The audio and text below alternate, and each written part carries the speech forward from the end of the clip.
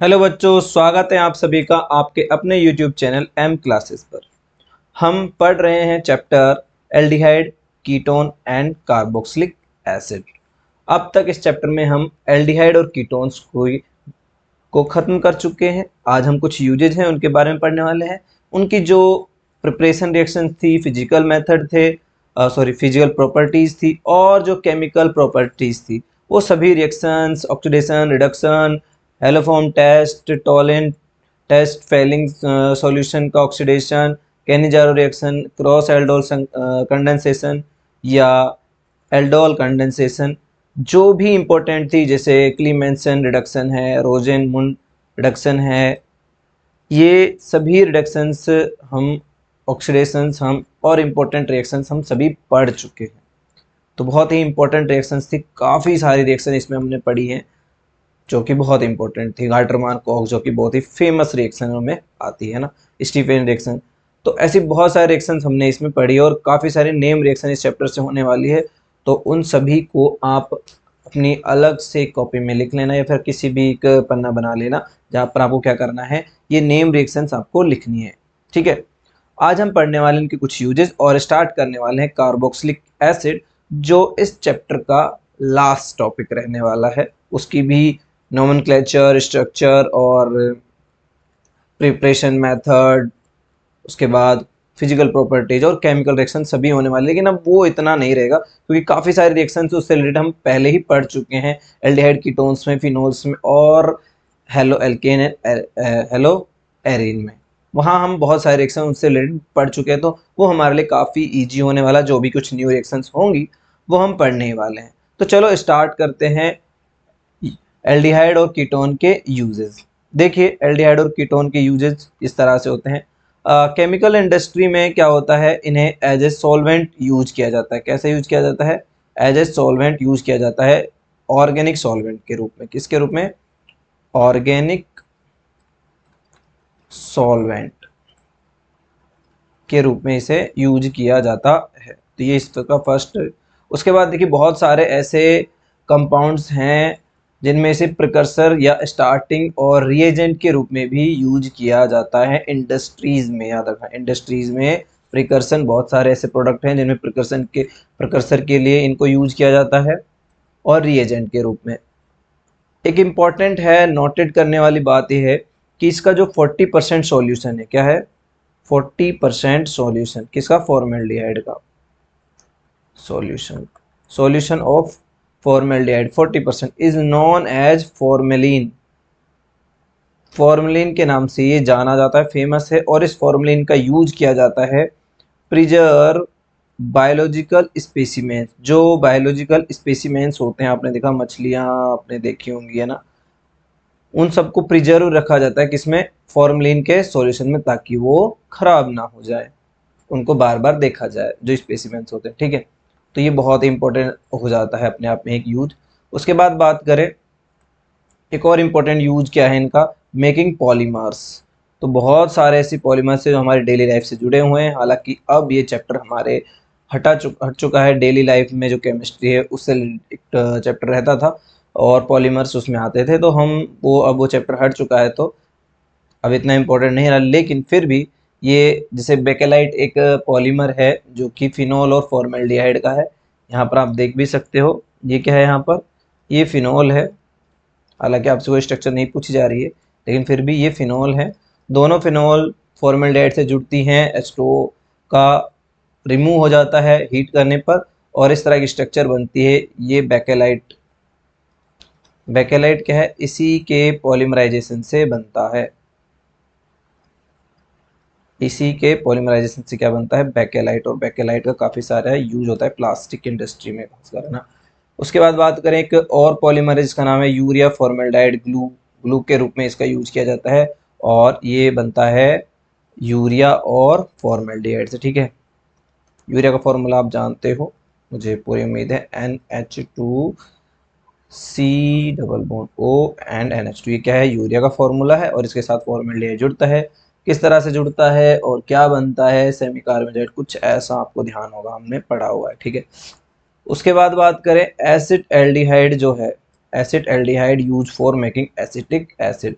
हम जानते हैं कि ये क्या है, CH3CHO एसिड एल्डिहाइड है, जिसका हम अगर ऑक्सीडेशन कराएं तो हमको इस तरह से एसिटिक एसिड मिल जाता है। और एसिटिक एसिड जिसका यूज एज ए सिरका किया जाता है किचन में, है ना, इम्पोर्टेंट होता है।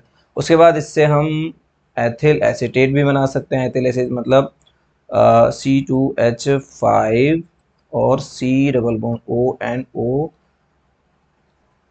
CH2CH3 क्या है, एथिल एसीटेट है, एस्टर मीन, है ना। और उसके बाद करें ये वाइनिल एसीटेट है, वाइनिल मतलब CH2 डबल बॉन्ड CH इधर आ जाता है, और देन ये acetate group as it is यहाँ आ जाता है CH2CH3, ठीक है। और काफ़ी सारी ड्रग्स में इसका यूज किया जाता है, किसका, एल्डिहाइड्स का। उसके बाद बात करें जो बेंजल्डिहाइड्स हैं, इनका यूज परफ्यूम इंडस्ट्री में किया जाता है क्योंकि अच्छी स्मेल देते हैं, और डाई बनाने भी इनका यूज किया जाता है। और साथ में अगर हम बात करें कीटोन एंड एल्डिहाइड, इनकी स्मेल काफ़ी अच्छी होती है ना। जैसे जैसे इनके नंबर ऑफ कार्बन इंक्रीज होते हैं, तो हमने इसके बारे में पहले भी बात की हुई है। तो इनका यूज किया जाता है, वेल नॉन, ये जाने जाते हैं वेल नॉन एज या फॉर स्मेल, अच्छी स्मेल, किसके लिए, ऑडर एंड फ्लेवर, मतलब जो फूड होता है उसमें फ्लेवर देने के लिए इनका यूज किया जाता है। तो ये कुछ यूजेस थे जो हमने पढ़े, हालांकि इनसे कुछ खास क्वेश्चन आता नहीं है, लेकिन कुछ इंपॉर्टेंट बातें जैसे पॉलीमर्स हैं, ये फॉर्मुलिन थोड़ा इंपॉर्टेंट हो जाता है as a biology student, if you are a biology student. लेकिन केमिस्ट्री भेदभाव नहीं करेगी फिजिक्स और बायोलॉजी वालों के लिए, तो वहाँ तो क्वेश्चन दोनों के लिए सेम आने वाला है।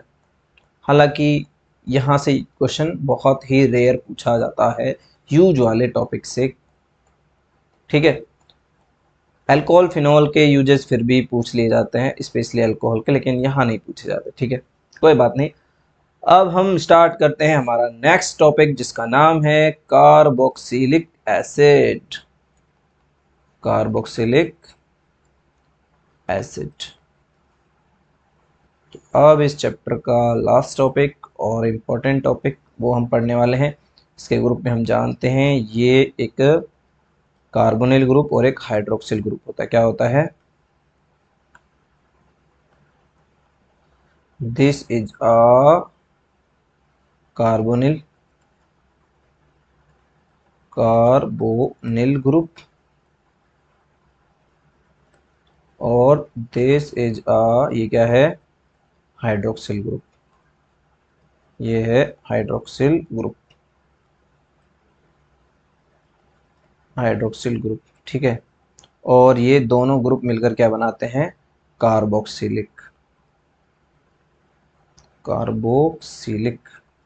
तो समझ में आ ही गया होगा, ये लास्ट का जो ये हाइड्रोक्सिल है, ये वाला हाइड्रोक्सिल आपको दिख रहा होगा, है ना, ये वाला जो हाइड्रोक्सिल है ना, ये रहा यहाँ पर, है ना। और ये कार्बोनिल का कार्बो ये रहा यहाँ पर, तो ये क्या है, दोनों का कॉम्बो है, ठीक है। ये रहा यहाँ पर हाइड्रोक्सिल, और इसको इस कलर से कलर कर देते हैं, ये हो गया कलर, और फिर इसको कर देते हैं इस वाले कलर से, येलो कलर से, ये हो गया, ठीक है ना। तो दो ग्रुप हैं, दोनों ग्रुप के ना जुड़ने से ही क्या बना है, कार्बोक्सिलिक ग्रुप बना है। तो काफ़ी सारे हैं इसमें, हम काफ़ी चीज़ें पढ़ने वाले हैं, तो स्टार्ट करते हैं इसको, ठीक है। दो तरह के होते हैं, ये अगर एल्किल समूह से जुड़ा हो, ये वाला, तो इसको हम कहेंगे aliphatic carboxylic acid, carboxylic acid. और अगर क्या जुड़ा हो, और अगर यहाँ पर AR जुड़ा हो, तो इसको हम कहेंगे एरोमेटिक, एरोमेटिक कार्बोक्सिलिक एसिड, इसको कह देंगे, ठीक है। एरोमेटिक यानी बेंजीन रिंग जुड़ी हुई हो तो ये कुछ बातें हैं। बाकी अब हम स्टार्ट करते हैं इसका नोमेनक्लेचर, जो कि इंपॉर्टेंट रहेगा। नोमेनक्लेचर,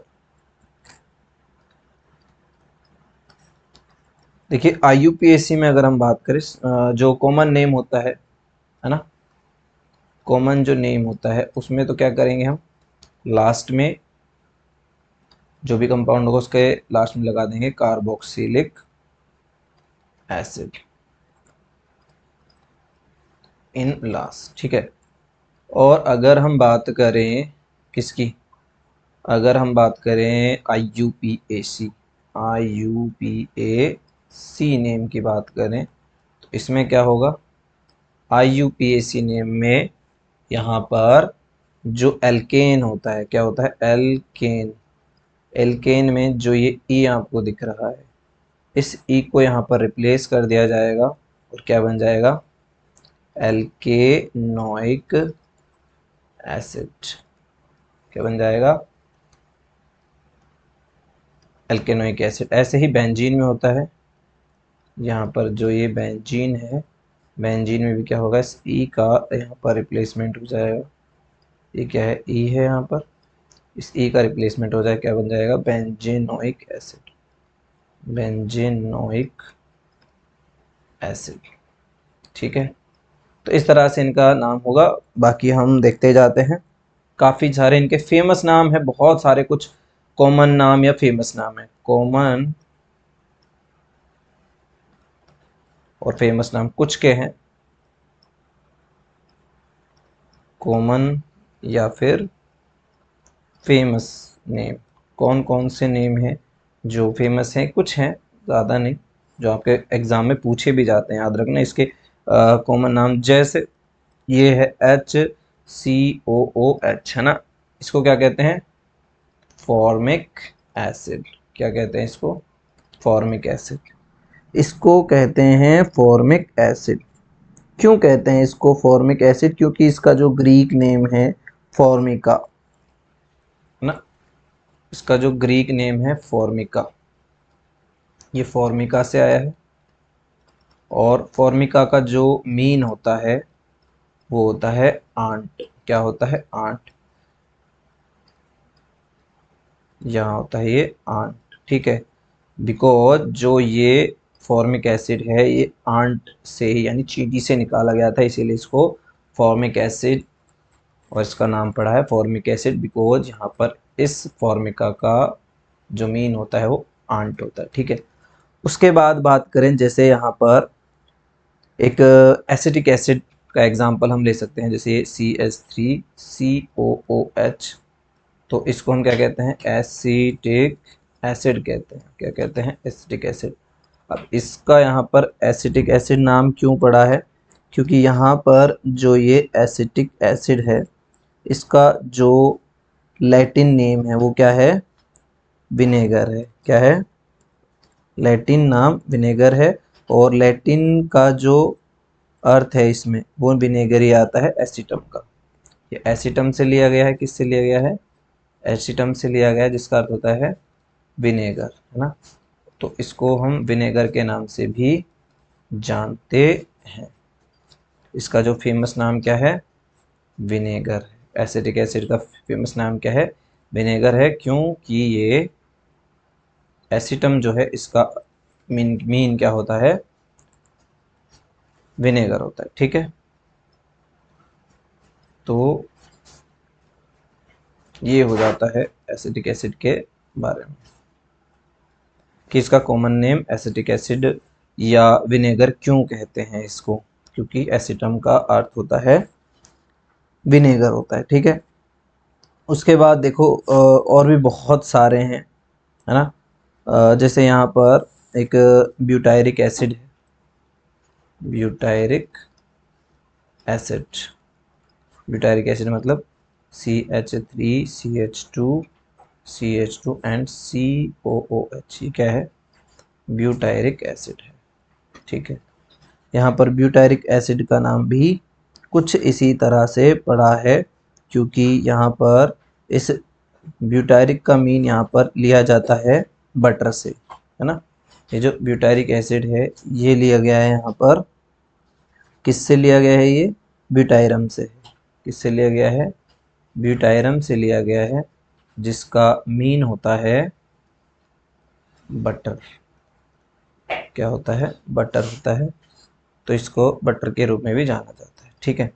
तो ये कुछ फेमस नाम्स हैं, काफ़ी ज़्यादा हमको इन पर ध्यान नहीं देते, हमको मेन फोकस करना है हमारे IUPAC नाम पर। तो कुछ नाम हैं जो देखते हैं और उनके कॉमन नेम और IUPAC नाम देख लेते हैं किस तरह से होते हैं।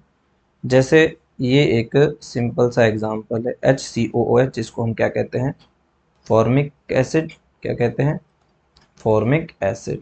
इन कॉमन नेम IUPAC में इसको हम कहेंगे मैथेनोइक। क्या कहेंगे, मैथेनोइक एसिड इसको कह देंगे, ठीक है। ऐसे ही अभी हमने देखा CH3COOH को हमने क्या कहा था, इसको हमने कहा था एसिटिक एसिड। क्या कहा था, एसिटिक एसिड कहा था। और इसको हम क्या कहते हैं IUPAC में, इसको कहते हैं एथेनोइक एसिड। क्या कहते हैं, एथेनोइक एसिड कहते हैं। उसके बाद देखो एक और देखना चाहते हैं, ये है CH3CH2COOH। इसको क्या कहते हैं, इसको हम कहते हैं प्रोपियोनिक एसिड। क्या कहते हैं, प्रोपियोनिक एसिड। ये सेम ही रहता है, IUPAC में भी सेम ही रहता है, यहाँ लिख देते हैं कॉमन एंड IUPAC। तो ये दोनों में सेम ही रहने वाला है। कुछ नेम होंगे जो सेम रहने वाले होंगे, बाकी थोड़े से डिफरेंट होंगे। जैसे एक और एग्जांपल हम यहाँ लें, ये है CH3CH2CH2COOH, जिसको हम कहते हैं, जो कॉमन नेम में वहाँ कहते हैं ब्यूटायरिक एसिड, जो कि हम आपको पता ही चल गया होगा, ये ब्यूटायरम से लिया गया। बाकी यहाँ ब्यूटेनोइक एसिड कहते हैं। क्या कहते हैं, इसमें ब्यूटेनोइक एसिड कहते हैं, ठीक है। उसके बाद बात करें नेक्स्ट यहाँ पर, और अगर हम देखना चाहें तो अगर हम एक आइसो ग्रुप यहाँ ऐड कर दें, क्या कर दें, इस तरह से यहाँ CH3 और इसको हम COH, तो ये क्या हो जाएगा, आइसो ब्यूटिल कार्बोक्सिल एसिड, है ना। या तो आइसो ब्यूटिल कहें या आइसो ब्यूटायरिक एसिड, या इसको हम कह सकते हैं आइसो ब्यूटिल कार्बोक्सिलिक एसिड भी इसको हम कह सकते हैं, ठीक है। दोनों ही ठीक है, ये भी सही है और ये भी सही है, दोनों ही नेम इसमें सही हो जाएंगे। जबकि जो IUPAC नाम है वो क्या हो जाएगा, 1 2 एंड 3, तो ये हो जाएगा 2 मैथिल, 3 कार्बन के लिए प्रोपियोनिक एसिड। प्रोपियोनिक एसिड क्या हो जाएगा, इसका नेम हो जाएगा, ठीक है। उसके बाद और अगर हम एग्जाम्पल देखना चाहें, देखो एक बहुत ही बेहतरीन एग्जाम्पल है, ये है COOH।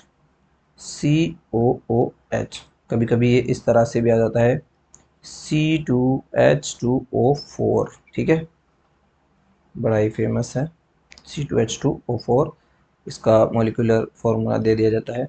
इसको कॉमन नेम इसका है ऑक्जेलिक एसिड। क्या है, ऑक्जेलिक एसिड के रूप में इसे जाना जाता है। लेकिन अगर हम IUPAC में बात करें तो हमको दिख रहे हैं 1 और 2, 2 कार्बन दिख रहे हैं। तो ये क्या हो जाएगा, 2 कार्बन होने के कारण ये यहाँ पर हमको लेना पड़ेगा एथेन। अब 1 2 दे सकते हैं, बाकी इसे कोई ज़रूरत है नहीं 1 2 देने की। 1 2 डाई ओइक एसिड या सिंपली डाई ओइक एसिड भी कह देते हैं, कोई दिक्कत वाली बात, किसी को भी 1 किसी को भी 2 दे सकते हो, तो कोई समस्या वाली बात है नहीं। लेकिन दोनों को हमको शो करना पड़ेगा। ऐसे ही एक और एग्जांपल देखते हैं। जैसे यहाँ पर एक COOH है, यहाँ बस हमने क्या कर दिया, CH2 इसके बीच में लगा दिया, दोनों के बीच में एक दीवार खड़ी कर दी CH2 की। और इसको देखो मेलोनिक एसिड के कॉमन नेम जो इसका क्या है, मेलोनिक एसिड। और जैसा कि अब इसका जो IUPAC नाम हो जाएगा 1 2 एंड 3, तो ये हो जाएगा क्या हो जाएगा, propane, propane 1,3 die oic acid, क्या हो जाएगा, 1,3 डाई ओइक एसिड हो जाएगा इसका नाम। ठीक है, उसके बाद बात करें और एग्जांपल ले लेते हैं कुछ इससे related.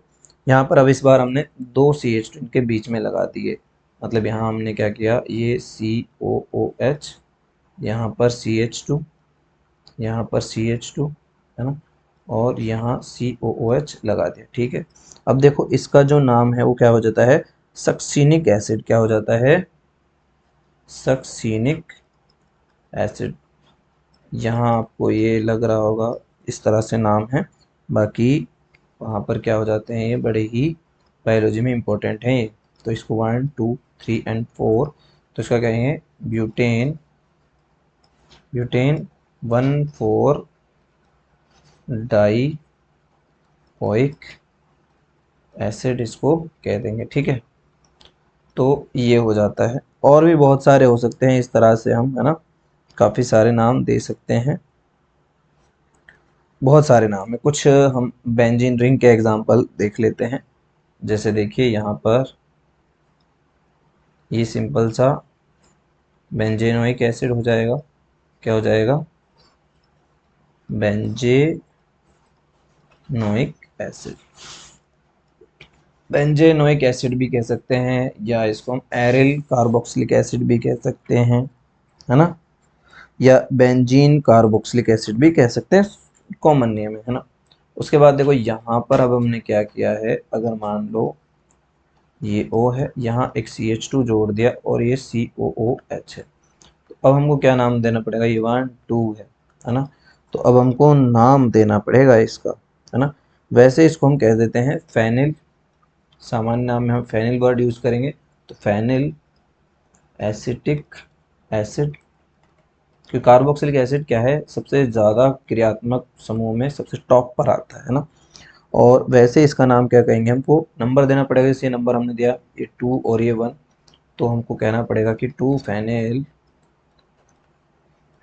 Ethanoic acid, ethanoic acid. ठीक है, उसके बाद बात करें और अगर हम एग्जांपल देखना चाहें, जैसे यहाँ एक हमारे एक रिएक्शन आएगी जिसमें ये प्रोडक्ट बनने वाला है, वहाँ हम देखने वाले हैं इसको, ये दो OH ग्रुप लगे हुए हैं किस पर, बेंजीन पर, इसको बोलते हैं थैलिक एसिड।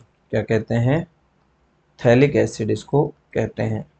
थैलिमाइड रिएक्शन देखने वाले हम आगे चल के, है ना। और इसको अगर हम वैसे नाम देना चाहेंगे तो क्या कहेंगे, बेंजीन 1,2 डाई कार्बोक्सिलिक एसिड, इसको 1 कह लो चाहे 2 कह लो, एक ही बात है ना, लेकिन नंबर इस कार्बन को नहीं दिए जाएंगे, फिलहाल यहाँ पर जो नंबर दिए जाएंगे बेंजीन रिंग में दिए जाएंगे। ठीक है, 1 2 यहाँ दे देंगे। ठीक है, तो इसका नाम हो जाएगा benzene 1 2 di carboxylic acid, 1 2 di carboxylic acid. देखिए ये जो कार्बोक्सिलिक एसिड हैं, इनके नाम जो है एग्जाम में पूछे जाते हैं, तो ये अपने आप में इम्पोर्टेंट हो जाते हैं। काफ़ी सारे नाम हम इस तरह से देख सकते हैं। अब देखते हैं हम कार्बोनिल जो ग्रुप है उसकी स्ट्रक्चर, है ना, structure of carboxylic group. Next topic है हमारा स्ट्रक्चर ऑफ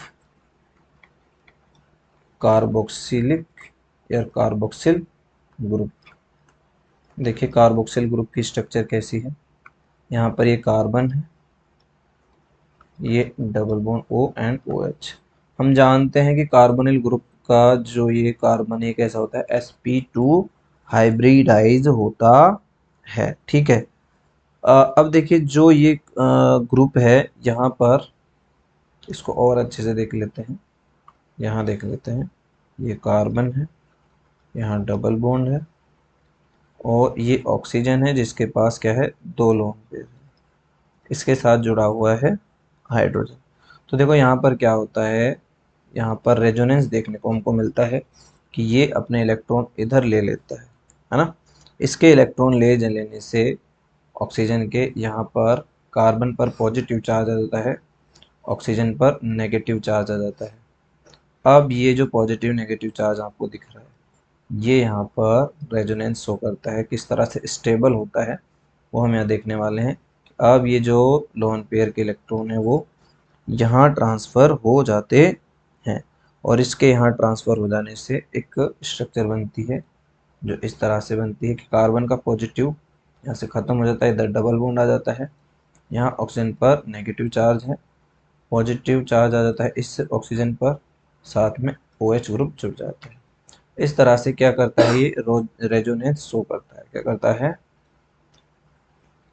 रेजोनेंस शो करता है।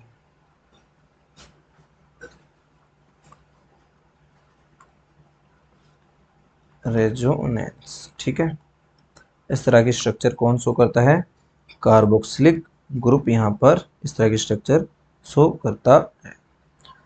तो ये स्ट्रक्चर है कार्बोक्सिलिक ग्रुप की, sp2 कार्बन होता है।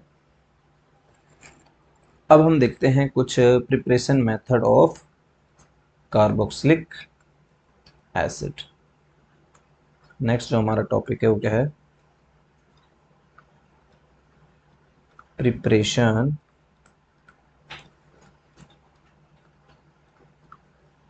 Method of carboxylic acid.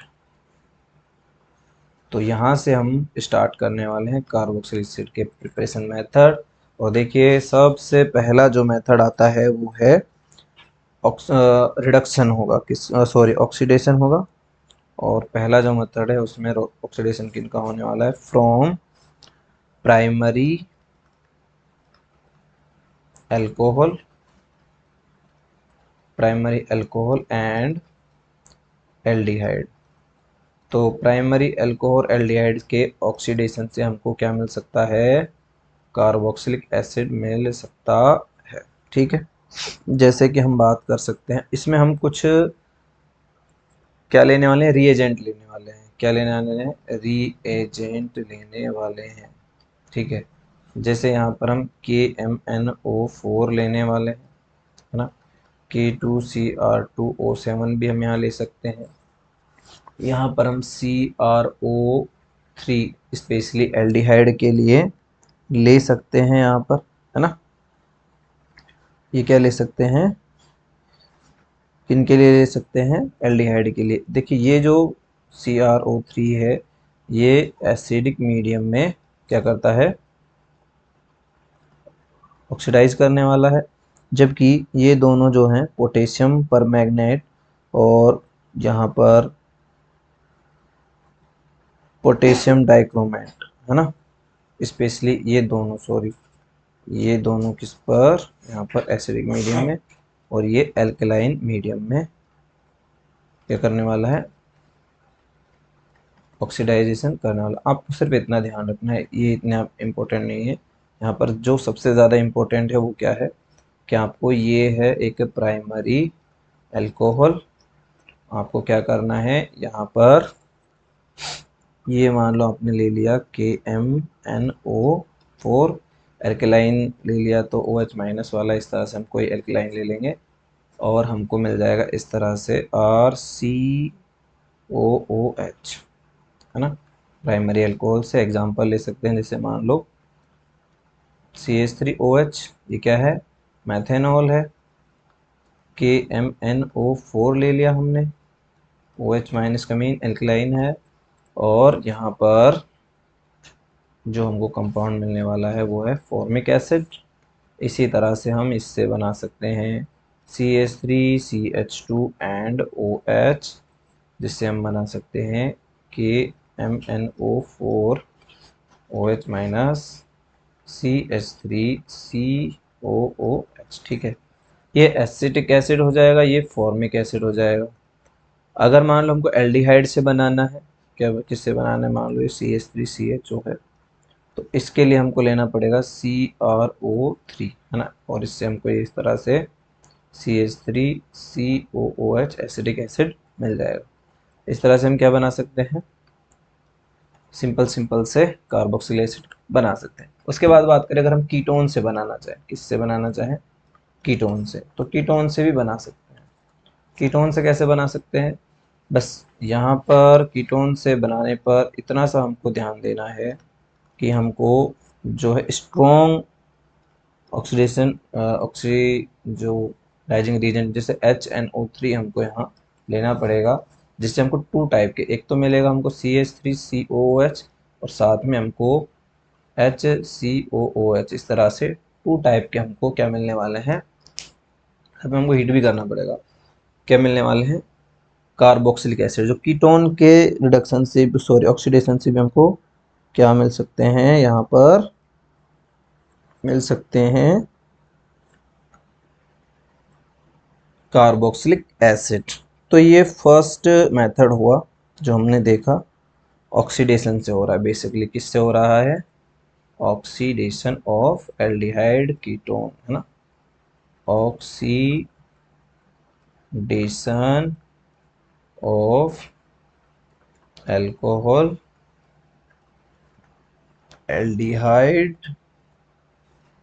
And ketone, इनके ऑक्सीडेशन से क्या बनता है, इन सब के फॉर्म